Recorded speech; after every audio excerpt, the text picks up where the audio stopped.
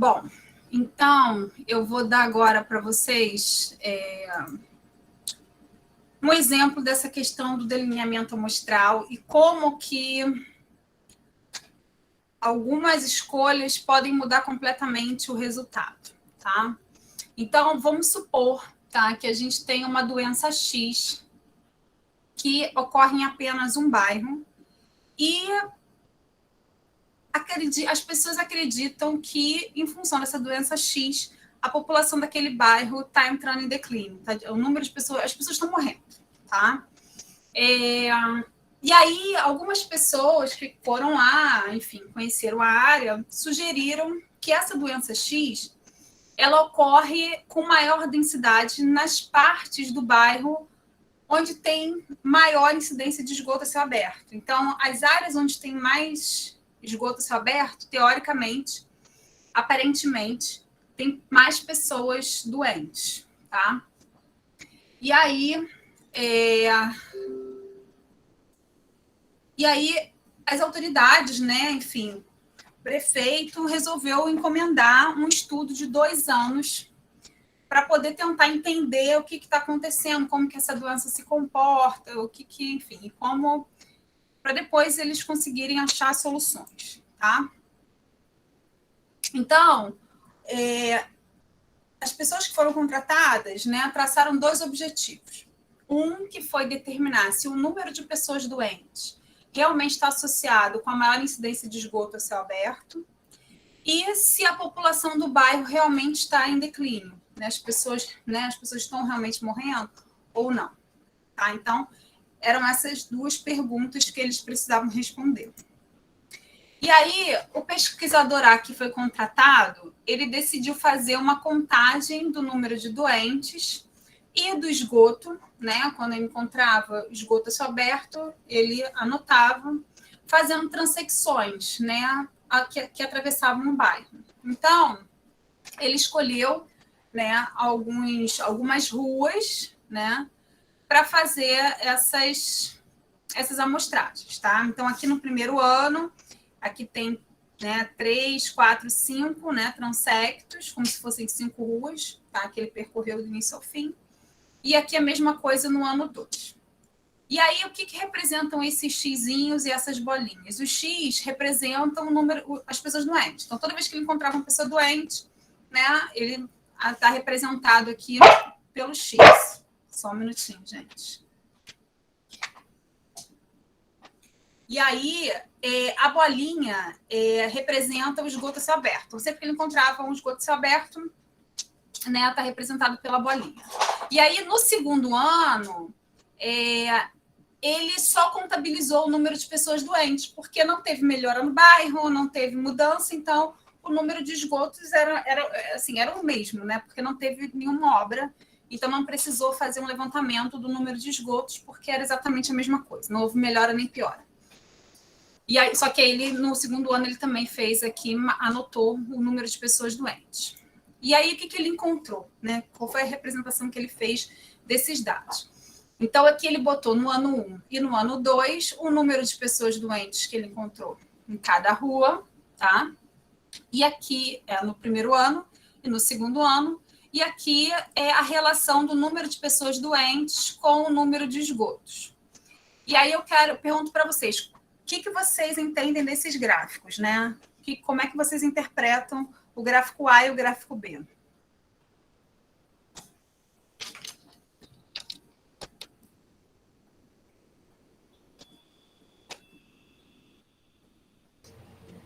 A senhora podia falar de novo do gráfico B, porque eu não entendi como é que ele surgiu, como é que ele foi feito. O que? O gráfico B? É. Vou voltar aqui, ó. Ele, no primeiro ano, ele anotou em cada rua o número de esgotos que tinha a céu aberto, que são essas bolinhas brancas, está representado pelas bolinhas brancas, e o número de pessoas doentes em cada ponto lá da rua, tá? E aí ele fez a representação desses 2 gráficos, né? Então ele pegou o número de pessoas doentes no primeiro ano, né, em cada uma das ruas, e no segundo ano, E aqui ele colocou o número de pessoas doentes aqui, né, que é igual, tá? É a mesma escala. E o número de esgotos, né? E aí ele obteve esses dois gráficos. E aí eu queria que vocês me ajudassem a interpretar. Eu vou admitir que estou com uma certa dificuldade. No primeiro gráfico tem de anos e de pessoas doentes, tipo 10 pessoas, 20 pessoas, 30 pessoas, 40 pessoas. Uhum. Então, pelo que dá para entender, parece que tem mais pessoas doentes conforme o tempo passa, porque vai aumentando as bolinhas. Só que aí eu acho que as bolinhas representam as áreas, não é? Porque Não, as bolinhas aqui é o número de pessoas doentes. Número de pessoas doentes em cada transecto, em cada rua. então, peraí. Essa bolinha que está em cima do mouse é 40 pessoas doentes, quer dizer, não, mais de 30 pessoas. 32 por aí, né? Aqui. Então, eu vou mudar a pergunta para facilitar. Vamos olhar só para esse gráfico A. Tem diferença entre o ano 1 e o ano 2 no número de pessoas doentes? Igor, você está com a mão levantada. Depois eu respondo. Deixa eu responder a primeira. Então, vamos lá então. Para o gráfico A, tem diferença no número de pessoas doentes entre o primeiro e o segundo ano? Olhando o gráfico? Eu vejo um aumento. Você vê um aumento? Onde que você vê um aumento? Não, do primeiro ano para o segundo ano eu vejo um aumento, por exemplo, essa bolinha mais de baixo. Mas não é um aumento muito significativo, mas ainda assim um aumento. E sem falar que na bolinha mais em cima, tem 2 bolinhas no segundo ano, enquanto na outra tem uma menorzinha. Eu acho que se torna confuso porque a bolinha nesse gráfico não representa uma pessoa. Me parece que ela representa, sei lá, É o número de pessoas doentes numa rua. Numa rua. Ah, tá, entendi. Numa rua, né? Então cada bolinha representa uma rua. Cada bolinha representa uma rua ou um transecto. Uhum. Tá. Então não teve diferença no primeiro e no segundo ano. O Igor acha que não teve diferença, a Ellen acha que teve diferença. Quem mais? Eu acho que teve diferença sim. Porque... Vou dar um exemplo aqui da terceira bolinha. Que no primeiro ano tá ali abaixo do 20 e no segundo ano tá perto do 30. Mas olha só, Ellen, são amostras independentes, tá? Você tem um ano e outro ano. não significa... Diminuiu o número de ruas. O número de ruas é o mesmo, né? Isso aí não é uma seta. Eu acho que... Então, aqui eu tenho 1, 2, 3, 4, 5 transectos e aqui também. 1, 2, 3, 4, 5 transectos. Porque pra mim estava aparecendo uma seta. Deixa a Estela falar agora. Fala, Estela. Eu acho que tá diferente sim, porque no segundo ano tem 2 ruas com pessoas doentes entre 30 e 40. Tá, gente, mas olha só, o que eu preciso que vocês entendam é: um ponto não é a representatividade da amostra toda. Vocês têm que olhar a amostra inteira. Então, assim, olhando o gráfico, vocês veem uma diferença entre o primeiro e o segundo ano? É isso que eu quero que você... Mas, assim, não adianta vocês falarem, mas tem um ponto que está puxando para cima ou um ponto que está puxando para baixo. Sempre vai ter um ponto, um outlier, alguma coisa. Mas vocês precisam olhar a estrutura como um todo, para vocês conseguirem entender, mesmo sem olhar a estatística, se aquilo ali vai dar um resultado significativo ou não. Pode falar, Thaís. Então, eu acredito, pela minha interpretação, esse gráfico foi um pouco confuso, eu acho, mas no gráfico A não tem diferença significativa, porque os pontos se permanecem muito próximos entre os valores, diferente do gráfico B, que tem uma crescente exponencial, que a gente consegue observar. Então, a resposta é não. Não tem diferença significativa, na minha opinião. Ok, Thaís acha que não tem uma diferença significativa. Alguém depois da Thaís tinha levantado a mão e depois o Gustavo levantou também, só que eu perdi essa pessoa antes do Gustavo. Não sei se foi sem querer. Eu acho que... Posso só um falar? minutinho, Gustavo, só um minutinho. Tem alguém que queira falar, que tenha levantado a mão Eu acho que pode ter sido eu sem querer. Tá, Não então... tenho certeza, mas acho que pode ter sido. Tá, beleza. Vai, Gustavo. Eu acho que pode-se dizer que teve diferença que entre os anos 2 e 1, porque, como a senhora disse, um ponto não representa toda a amostra, mas dá para ver que houve diferenças, né? Tem dois pontos que estão iguais, uma que parece que está mais em cima da outra, uma que parece estar menor que a outra. Beleza, você acha que teve diferença, ok. Sim. Você acha que teve, assim como a Ellen, você acha que teve uma ligeira diferença, mas que teve, ok. Tá, então tudo bem, vamos deixar assim por enquanto. E nesse gráfico aqui, acho que foi a Thaís que falou, né? Então a gente está tendo aqui o que a gente consegue ver. É um aumento, né, do número, conforme aumenta o número de esgotos a céu aberto, a gente tem uma tendência de ter um aumento do número de pessoas doentes. Todo mundo consegue visualizar isso aqui nesse gráfico B? Alguém não consegue visualizar? Dá para ver, sim. Aqui não sabia que era de pessoas doentes, pensava que era de anos, mas sim, dá para ver que... Gente, aqui vocês têm que aprender a olhar os eixos, né? Então, aqui, olha, o eixo aqui, pessoas doentes de 0 a 40, e aqui foi o que eu falei, é o mesmo eixo, né? Com a mesma escala. Então, aqui é o número de pessoas doentes, tá? E aqui o esgoto a céu aberto. Então, conforme aumenta o número de esgotos a céu aberto, a gente tem um aumento do número de pessoas doentes. E aqui a gente tem a representação, né, das pessoas doentes, a distribuição dos dados de pessoas doentes no primeiro ano e no segundo ano. E aí, por conta de vocês virem, né, uma pequena, né, um ligeiro aumento, né, dessa variância aqui para mais pessoas doentes, alguns já estão dizendo que a gente acha que está aumentando. Beleza, vocês podem até achar que está aumentando, mas não dá para ter certeza com esses dados aqui. Provavelmente, se a gente fizer... Aí eu estou mexendo aqui o mouse, mas vocês não estão vendo, né? Se a gente fizer análise estatística, essa distribuição dos dados está muito próxima. Então, a gente não vai conseguir pegar essa significância, tá? Então, ok.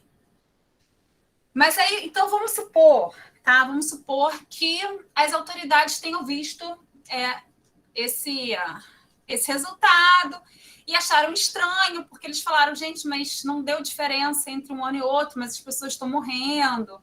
E, enfim, resolveram contratar outro pesquisador para ter certeza de que era aquilo mesmo.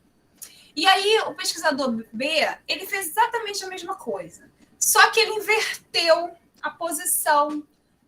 Em vez de ele fazer no mesmo sentido, né, das ruas, né, ele pegou e fez perpendicular. Ele foi nas ruas perpendiculares e fez a mesma coisa, os mesmos 5 transectos, a mesma forma de anotou o número de esgotos, o número de pessoas doentes no primeiro ano. No segundo ano, como nada mudou no bairro, ele pegou e fez o número de pessoas doentes, tá? E aí ele encontrou esse resultado aqui. E aí, quando vocês olham esse resultado aqui, como que vocês interpretam esses dois gráficos? O gráfico A, teve diferença entre o número de pessoas doentes entre o primeiro e o segundo ano? Teve.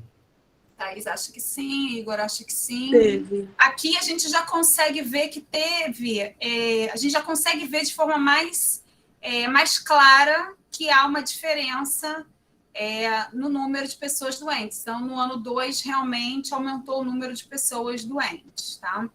Agora, para esse gráfico B aqui, número de esgotos a céu aberto e pessoas doentes. A gente consegue ver aqui que tem uma subida significativa ou não? Que conforme aumenta o número de esgotos, a gente tem um aumento do número de pessoas doentes? Não. A gente já não consegue ver tão claramente aqui. A gente até pode falar, mas eu estou vendo aqui que subiu umzinho aqui. Esse subiu, mas esse aqui vai puxar a análise para baixo. Então, não vai dar significativo. Tá? Então, aí a gente se pergunta, né? Então quem está certo? Pesquisador A ou pesquisador B? Né? Lembrando que, assim, o resultado vai mudar completamente a ação do governo sobre o bairro, né? Então, assim, eu pergunto para vocês, quem é que está certo? Pesquisador A ou pesquisador B? Eu acho que não tem um certo ou errado, para falar a verdade. É apenas a forma com que foi a amostragem foi coletada. Aí deu a diferença, mas não tem um certo ou errado. É só a diferença das formas. Exatamente. Não tem um certo e errado aqui nessa forma aqui de coletar os dados. Só que o pesquisador A, ele foi mais eficiente para pegar a diferença, na verdade, o efeito do esgoto em cima das pessoas doentes, né? E aqui, e o pesquisador B, ele foi mais eficiente em pegar a diferença entre os anos no número de pessoas doentes, tá? Então, na verdade, assim, não tem muito certo e errado, tá? Mas a gente viu que metodologias que foram semelhantes, a única coisa que mudou, a população está aqui, né? A única coisa que mudou foi a ordem com que ele fez o transecto, né? Então, e isso gerou resultado completamente diferente. Então, o ideal, na verdade, era juntar os dados dos dois, né? Ou seja, você aumentar o N amostral, né? E fazer isso. Porque quando eu tenho um bairro aqui, se eu quero saber sobre o bairro, eu preciso tentar pegar o máximo de informação possível em todos os pedaços ao longo desse bairro. Porque, de repente, nesse cantinho aqui, tem uma viela, tem algum problema maior de esgoto, enfim, e aí eu não cheguei lá, né? Porque eu fiz, de repente, a minha amostragem e parei aqui, né, mais em cima. Então, assim, é importante quando vocês estiverem fazendo as amostras de vocês, dependendo da pergunta, vocês precisam representar aqui a sua população, precisa estar representada pelas diferentes amostras que você vai coletando, tá? Então, como eu falei, né? Aqui, o pesquisador B teve um melhor delineamento para pegar a diferença entre os anos, e aqui o pesquisador A, B, isso, e o A foi melhor para detectar a relação entre doentes com o esgoto. E aí, gente, só para assim, tentar facilitar um pouco essa visualização, exatamente esse mesmo exemplo pode ser dado para uma espécie, por exemplo, de sagui, que ocorre numa determinada reserva, e acredita-se que a população dessa espécie está em declínio. Então, algumas pessoas podem ter sugerido que a espécie ela ocorre numa determinada parte da reserva, onde tem maior densidade de árvores, então onde tem mais árvores, né, na reserva é onde tem mais indivíduos, e você precisa testar se realmente o número de árvores é importante para essa espécie, para poder tentar protegê-la, etc. E aí você pode encomendar exatamente 2 estudos, só que o biólogo A vai fazer, né, no sentido horizontal e o biólogo B no transversal. Só que aí aqui o zerinho, ao invés de ser esgoto, seria cada árvore que ele encontrasse, e o X seria cada indivíduo de sagui. E a gente poderia encontrar exatamente o mesmo resultado, só que em vez de pessoas, número de pessoas doentes, saguis. Então, eu tenho aqui, entre um ano e outro, né? Um pesquisador conseguiu pegar a diferença entre saguis e o outro não, e o outro conseguiu pegar a relação dos saguis com a densidade, o número de árvores. Tá? Quanto maior o número de árvores, maior o número de saguis que você encontra naquela área. Então, assim, só para dar um outro exemplo com a mesma coisa. Gente, só um minutinho.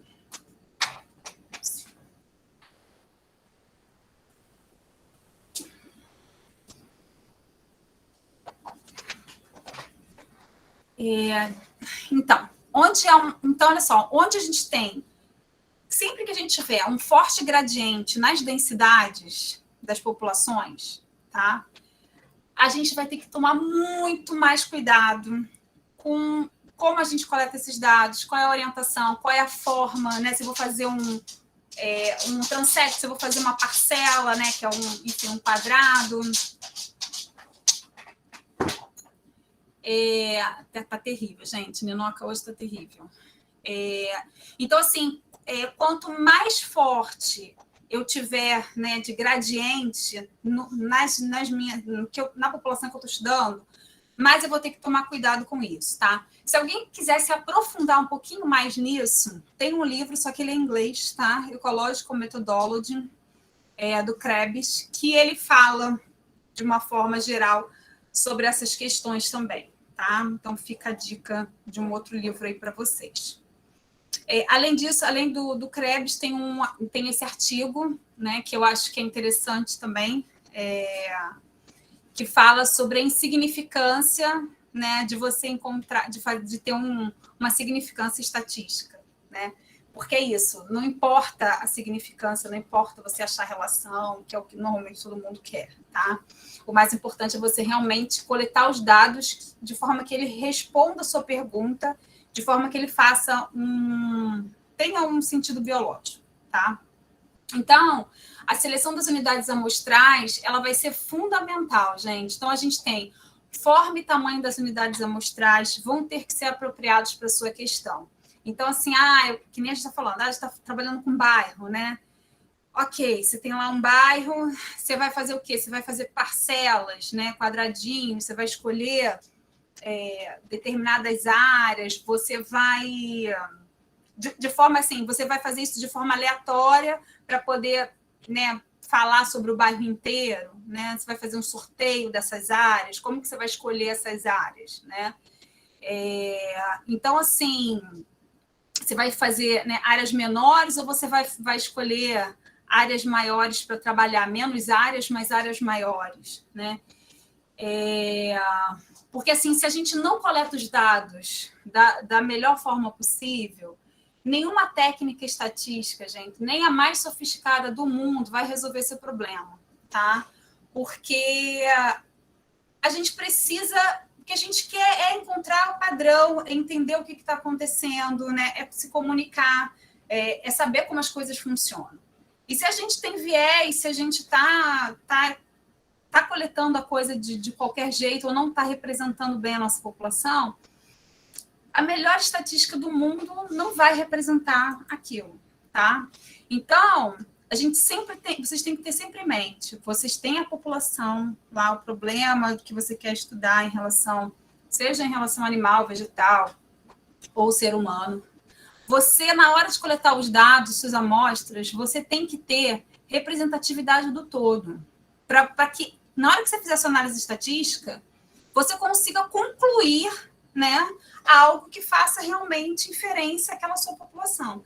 Então, não adianta eu coletar aqui só bonequinho vermelho, ou só bonequinho de terno, sabe? Ou só bonequinho de jaleco, porque eles não vão representar a minha população como um todo. Eu acho que isso ficou bem claro, né, gente? Então, assim,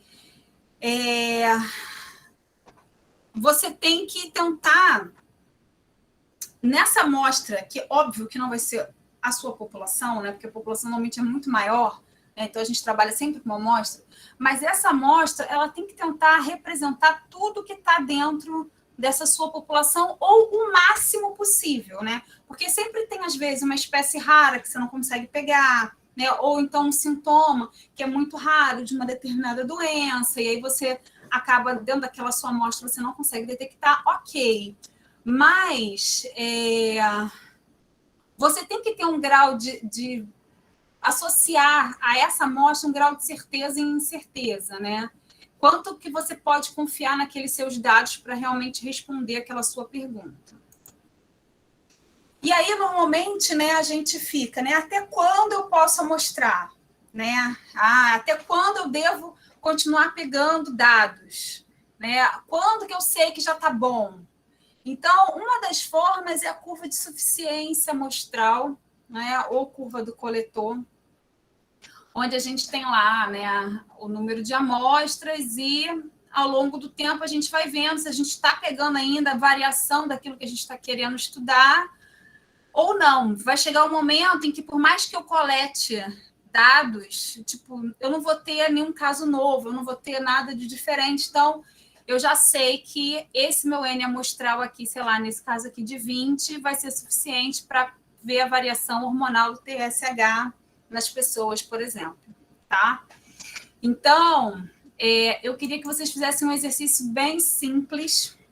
Vocês vão precisar de papel e caneta.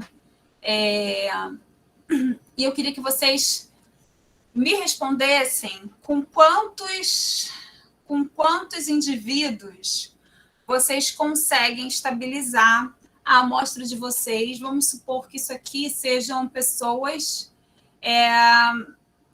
e esses símbolozinhos em cada pessoa seja, sei lá, doença, tá? Então, aqui, a doença da estrelinha, sei lá, pode ser uma doença cardíaca.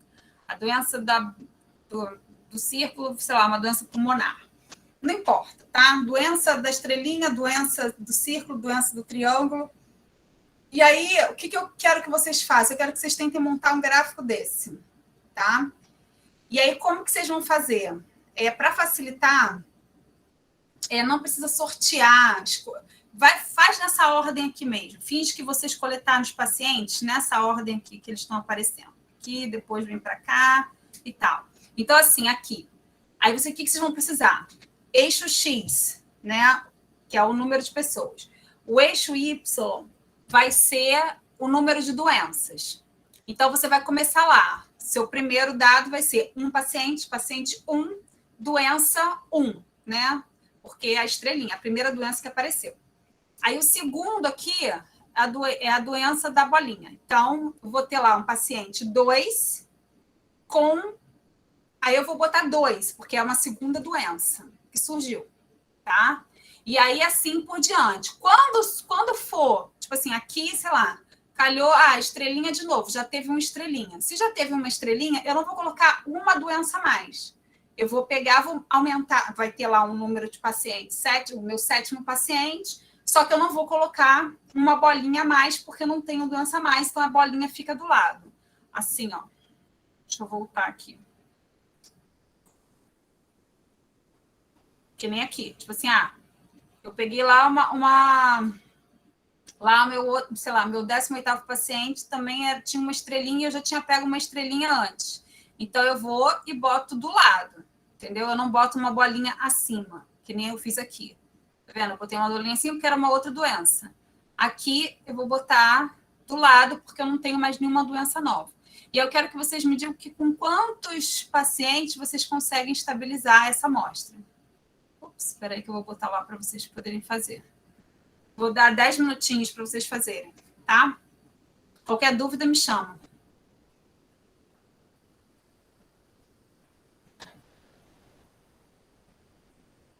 Todo mundo entendeu, gente? Se alguém tiver dúvida, fala. Sim, pode repetir um negócio rapidinho? Tá, tem um gráfico, coluna vertical, coluna horizontal. Na coluna vertical fica os símbolos e na coluna horizontal o número de pessoas. De pessoas, de 0 a 50? Uhum. Tá, aí se aparecer, tipo, 2 vezes na mesma coluna, bota do lado. Se for a mesma doença, ao invés de você colocar, você vai botar lá o paciente, sei lá, vamos supor, né? Eu comecei. Aí, paciente, vamos supor que aqui, ao invés de bolinha, fosse outra estrela, tá? Aí eu vou ter lá, paciente 1, uma doença, que é a estrela, vou fazer uma bolinha.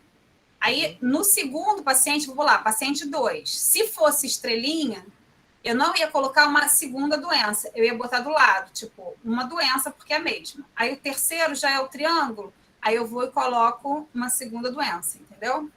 Tá bom.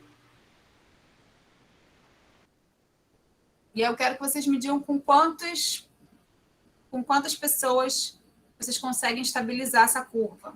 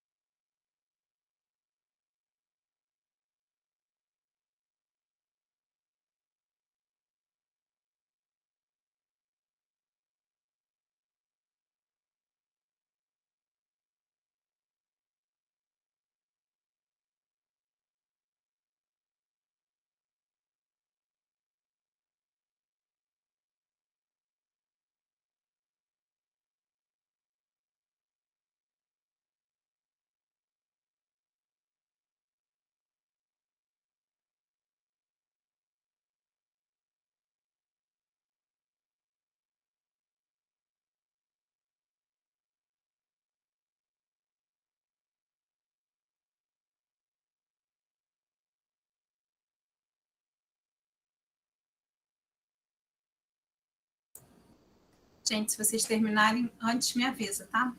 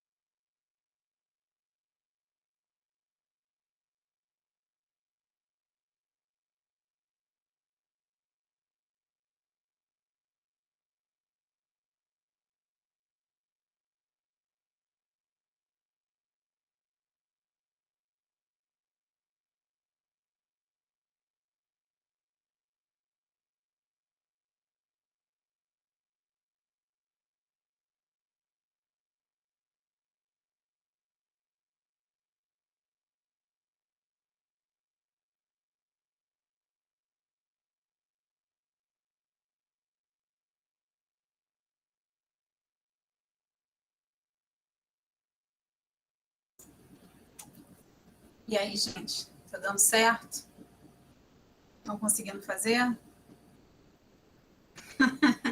É normal confundir mesmo. Mas qual é a sua confusão? Vocês estão vendo a curva crescer? Às vezes vai ter bolinha que vai ficar em cima, mas daqui a pouco cresce de novo. Então, eu estava fazendo errado. E aí depois eu comecei a fazer certo. E aí eu errei um dado. E aí eu me confundi todo. E aí vou ter que fazer de novo. Tá. Tá, mas já chegou lá.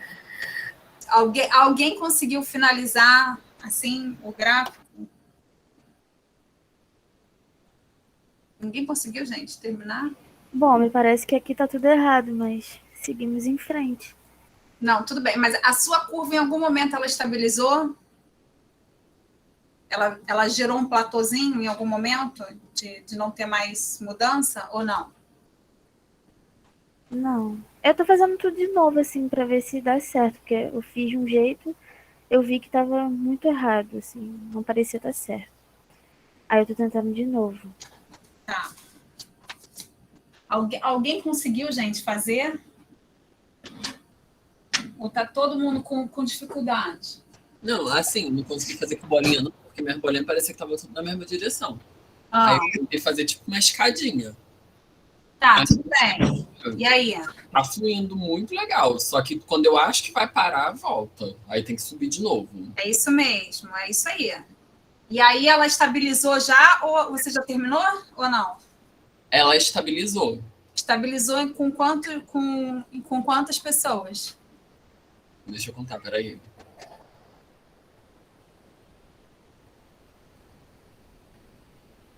Com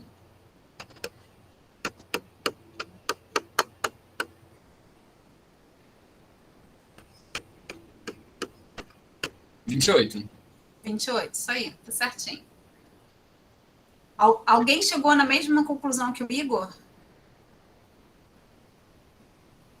Ou só o Igor?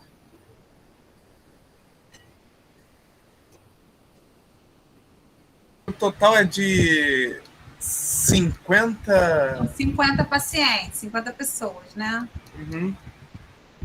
O total são 50.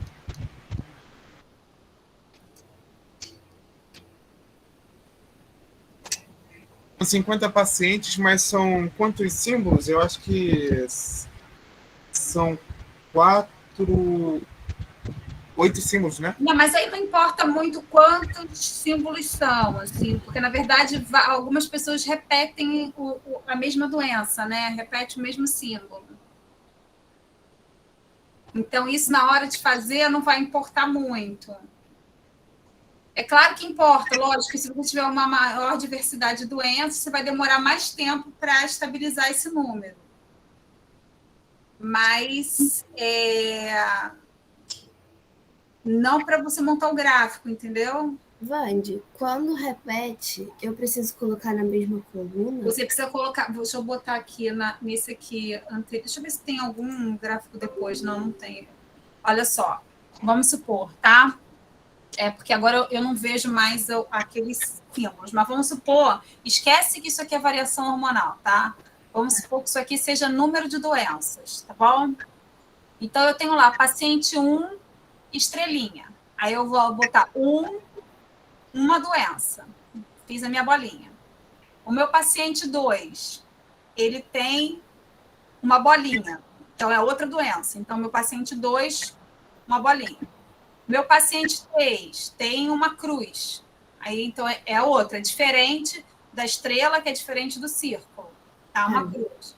Aí, o quarto é uma estrelinha. De novo. Então, eu vou botar... É um novo paciente, vou botar uma bolinha nele aqui, mas eu não vou subir, eu não tenho uma outra doença. Eu continuo ainda com 3 doenças. Porque essa daqui já saiu lá na primeira. Entendeu? Ah, tá. Aí, o meu quinto paciente, ele tem, sei lá, um triângulo. Então, é uma outra doença. Aí, eu coloco mais um. Se for igual, eu coloco do lado. Senão, aí vocês vão ficar assim, subindo. Vai chegar uma hora que vai ter um platôzinho, aí sobe de novo, outro platôzinho, sobe de novo, até que chega uma hora que não tem mais subida de platô, fica reto o tempo todo. Tá. Aquele gráfico ali era dessas amostras? Não.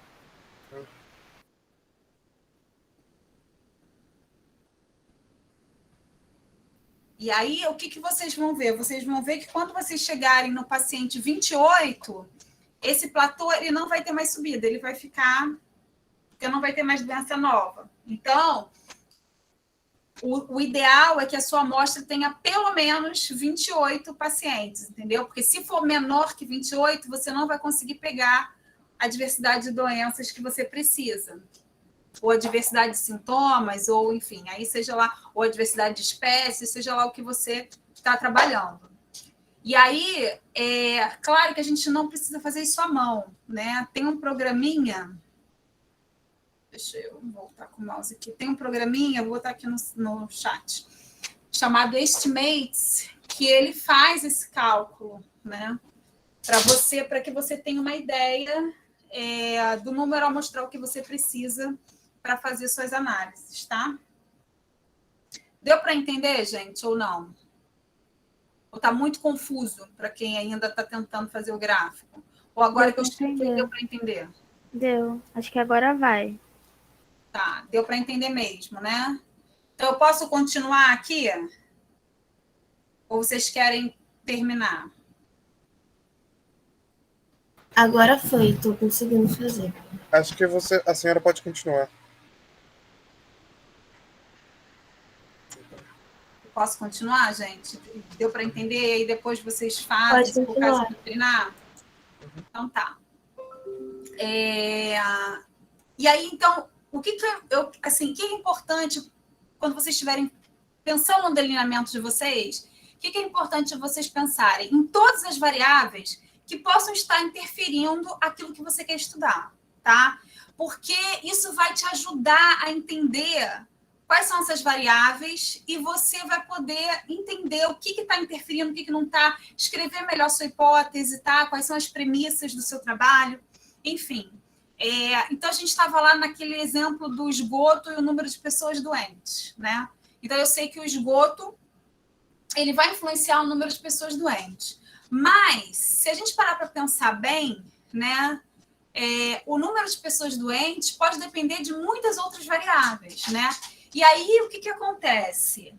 Quando a gente fala do eixo X e eixo Y, a gente está falando da variável independente e da variável dependente. Então, o nome já diz, variável dependente por quê? Porque ela depende de outras variáveis. Então, o número de pessoas doentes, ela depende, por exemplo, do esgoto. Só que não é só o esgoto, né? A gente sabe que o esgoto, na verdade, pode estar afetando a questão da água limpa e se a água, né, a falta de disponibilidade de água limpa que está levando as pessoas a ficarem doentes, a falta, de repente, de você ter uma higiene melhor, né? De repente, a alimentação não está legal dessas pessoas. A gente sabe que a própria renda, né? Enfim, o financeiro faz diferença nessa hora. Então, várias coisas podem estar interferindo, não só o esgoto, o próprio esgoto pode estar indiretamente relacionado com outras questões, indiretamente ou diretamente relacionado com outras variáveis. E aí a gente acaba tendo um monte de variáveis independentes, que a gente acha que são independentes, mas, na verdade, elas são dependentes uma da outra. E aí, dependendo do que você está avaliando, você precisa tirar o efeito dessas outras variáveis para conseguir testar se aquilo que você realmente está testando tem influência. Vou dar um exemplo. Aquele artigo que vocês leram do lagarto, tinha lá temperaturas ambientais, ar e substrato, interferindo na temperatura do lagarto. Se eu fizer temperatura do lagarto com temperatura do substrato, eu encontro uma relação. Quanto maior a temperatura do substrato, maior a temperatura corpórea do lagarto. A mesma coisa para a temperatura do ar. Quanto maior a temperatura do ar, maior a temperatura corpórea do lagarto. Afinal de contas, é um animal ectotérmico, a temperatura dele varia de acordo com o ambiente. Mas, aí eu pergunto, tá, eu encontrei relação, mas a temperatura do substrato, ela é independente da temperatura do ar? Ou não? Não é, né? Ela é dependente. Então, nesse caso, eu tenho duas variáveis que eu estava julgando que eram independentes, mas elas, na verdade, são dependentes entre si. Então, certo é eu fazer uma regressão múltipla, porque aí eu tiro o efeito de uma da outra sobre a temperatura corpórea do lagarto e eu vejo se existe um efeito adicional de cada uma delas, tirando o efeito, né, de uma da outra, se realmente elas continuam tendo influência na temperatura do lagarto, tá? Enfim, não sei se eu mais confundi ou se eu facilitei, mas deu para entender, gente? Ou não? Ou ficou confuso? Deu para entender, professora. Que bom. Então tá. Então, assim, você tem, às vezes, várias variáveis que você julga que são independentes, na verdade, elas não são independentes. Tá? Então, isso vocês precisam tomar cuidado. Vocês precisam... O ideal é que vocês façam um fluxograma do trabalho de vocês para vocês verem tudo que está interferindo ou não, tá? Ok. Então, vamos lá. E aí, vamos supor, então, que a gente volte lá àquele objetivo, né? Determinar se o número de pessoas doentes está associado com a maior incidência de esgoto a céu aberto. Aí eu crio a minha hipótese, tá? Então, a gente vai começar a falar das hipóteses. O que é uma hipótese? Eu começo a falar, o número de pessoas doentes aumenta, eu acho que... O que eu espero? Eu espero que o número de pessoas doentes aumente com maior incidência de esgoto a céu aberto. Isso é o que eu acho, tá? Então, a minha hipótese é uma predição baseada na teoria. Então, eu sei que o esgoto causa doença, eu sei que o esgoto tem um monte, né, suja a água, então polui a água, tem patógenos. Então, as pessoas provavelmente vão ficar mais doentes se elas tiverem mais contato com o esgoto. Então, eu tenho um arcabouço teórico que me permite dizer isso, né? Não é só o que eu acho, né? Eu sei que isso existe na literatura. E aí, ou seja, eu vou fazer uma afirmação que eu preciso demonstrar que aquilo ali é verdadeiro ou não, né? Eu preciso tentar entender e saber se realmente é aquilo que está acontecendo, tá? E aí, só que o que a gente faz? Toda hipótese, ela tem que ser refutável, né? Ela tem que ser falsificável. Eu tenho que tentar, de todas as formas, dizer que ela é mentira, porque é assim que eu vou dizer que ela é verdade, se for o caso, tá? Foi o que eu falei, a gente não tenta afirmar nada quando a gente está trabalhando com estatística. Quando a gente está fazendo uma análise estatística, a gente tenta, na verdade, negar que aquilo ali que a gente acha que está acontecendo é verdadeiro.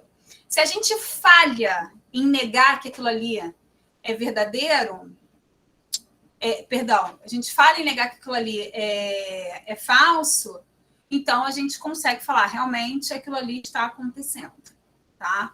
Porque a gente tenta de todas as formas falar assim, se você acha que o número de pessoas doentes aumenta com incidência de esgoto, eu vou tentar provar de todas as formas que isso não é verdade.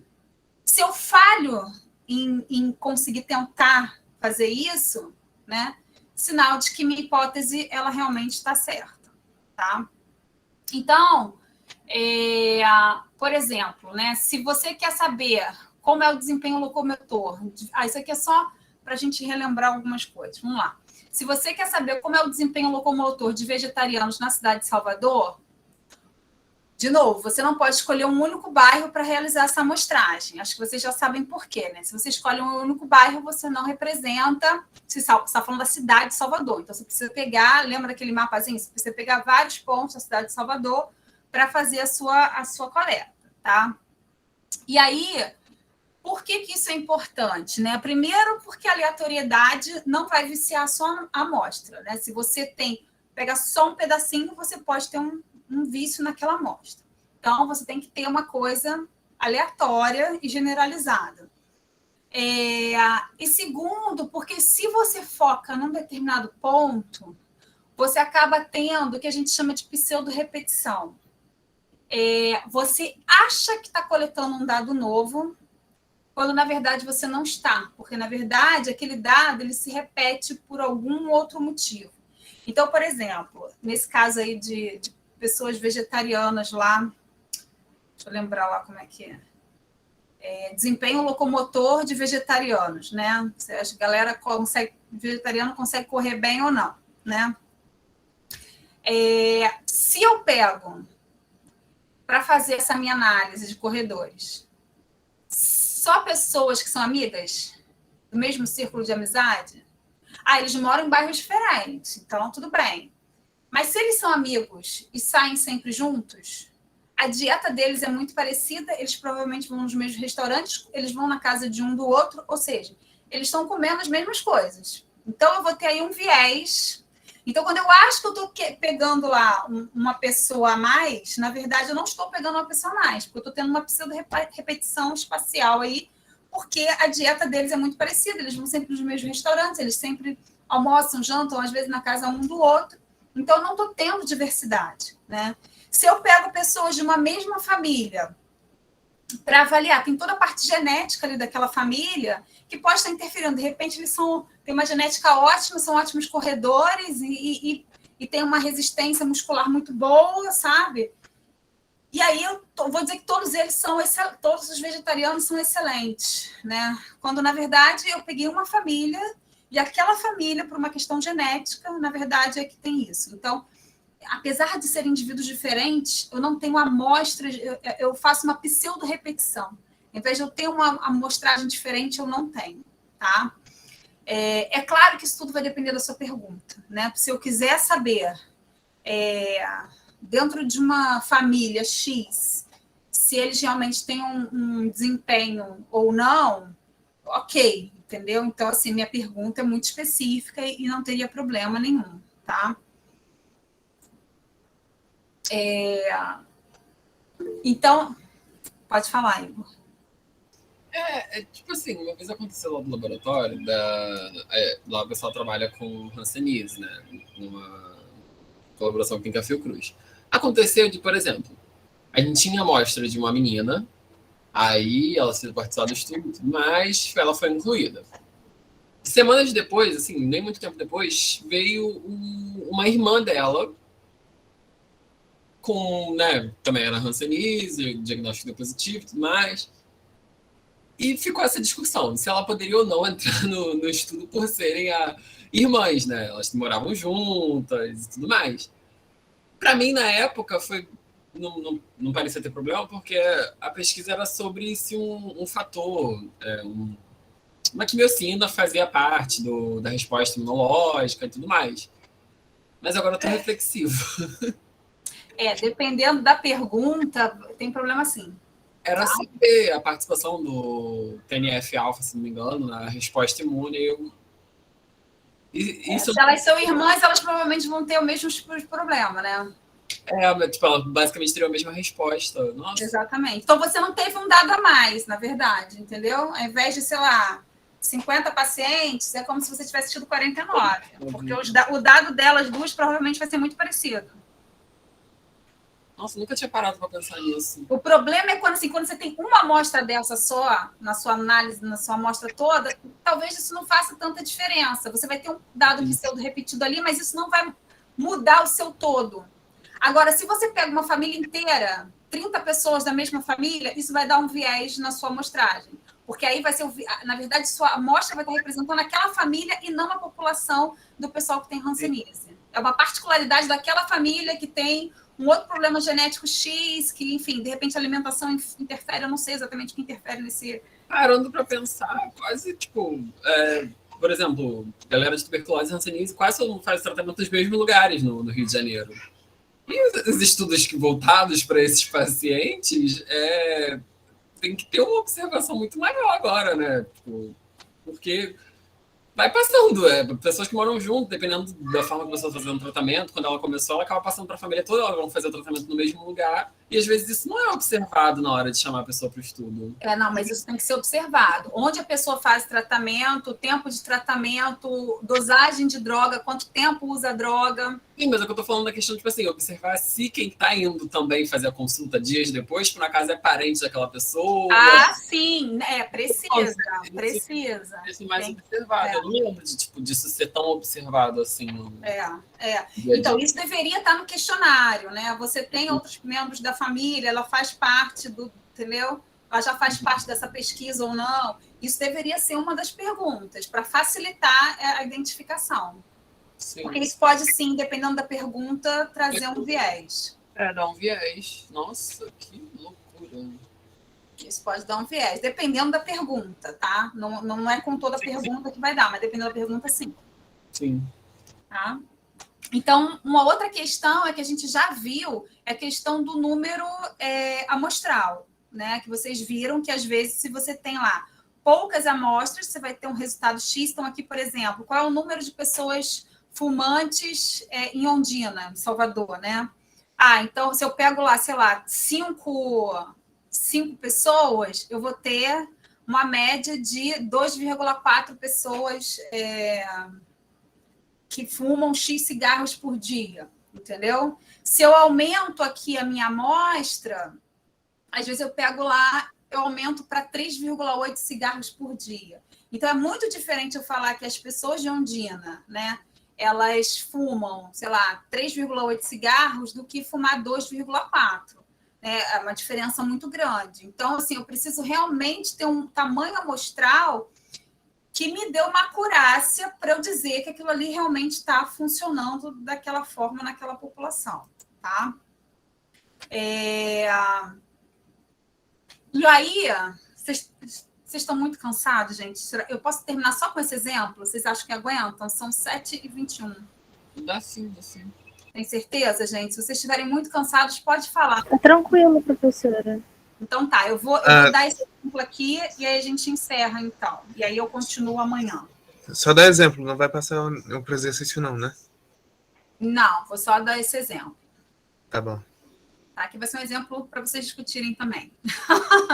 Então, olha só, vamos supor que vocês decidem testar se o número de pessoas com dores na lombar, né, com lesões na lombar, é maior em escritórios com e sem academias disponíveis para os funcionários, tá? E aí, vamos supor que vocês resolvam ir a 2 escritórios grandes, tá? Então, cada escritório tem mais de 500 funcionários, só que um deles tem academia e o outro não tem academia, para coletar esses dados. Gente, quem precisa sair não tem problema não, tá? Aí eu pergunto para vocês, essa amostragem, eu já vou encerrar também, essa amostragem, ela é suficiente? E o que vocês esperam encontrar nessa amostragem de vocês? Então, vamos lá, vocês têm 2 escritórios com 500 funcionários, mais de 500 funcionários cada uma, só que um escritório tem academia e o outro não. O que vocês esperam encontrar? Vocês acham que tem mais gente com dores na lombar vai estar onde? Só para avaliar esses 2 escritórios ou, tipo, criar um consenso para fazer um consenso de dor de lombar e academia? Não, Gustavo, vamos focar. Assim, vamos lá, a pergunta é, vocês esperam encontrar mais gente com lesão no escritório com academia ou sem academia? Aí ou também sem academia? Eu acho que depende muito de como é essa academia, porque se for uma academia... Depende dos exercícios... Tá, mas vamos supor que tenha um educador físico, porque academia e escritório vai ter que ter, entendeu? Eles têm que ter um profissional ali e tal, não pode ir acompanhando, tá? Então eu acredito que onde não tem academia, que há mais... Onde não tem academia vai ter maior número de pessoas com lesão, né? O Vinícius também acha, Caroline e Thaís também acham. Tá, isso aparentemente seria isso mesmo. Ok. Vocês acham que essa amostragem de 2 escritórios com mais de 500 funcionários é suficiente para vocês fazerem essa análise?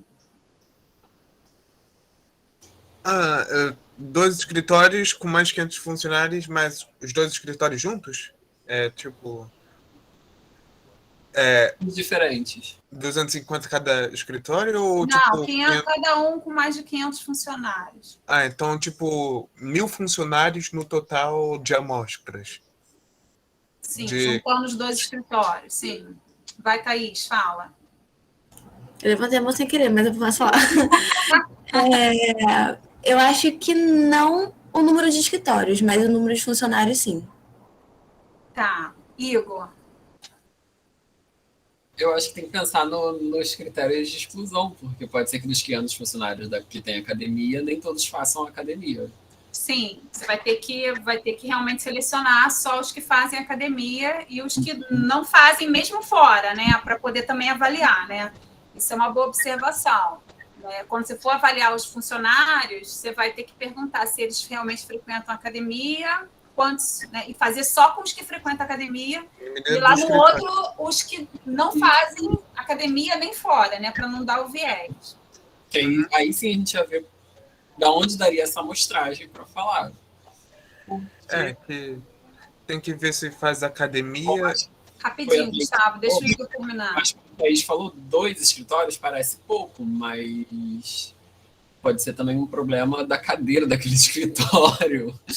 Não, pode ser, mas aí a gente pode eliminar essa ideia da cadeira falando que todos os funcionários têm a mesma cadeira, para não ter esse viés, que isso também seria realmente um outro fator. Então, todos os funcionários dos 2 prédios têm a mesma cadeira. Como se tivesse a mesma cadeira. Não é, claro que isso não existe, mas vamos facilitar a nossa vida. Entendi. Eu acho que a amostragem, dependendo depois do critério de exclusão, acho que seria, se ela continuasse, sei lá, 300 para cada lado, poderia continuar, sim, sendo uma boa amostragem. Tá, você acha que sim? A Thaís acha que sim de funcionários, mas não de academia. Alguém mais? Também tem o que fator, tipo,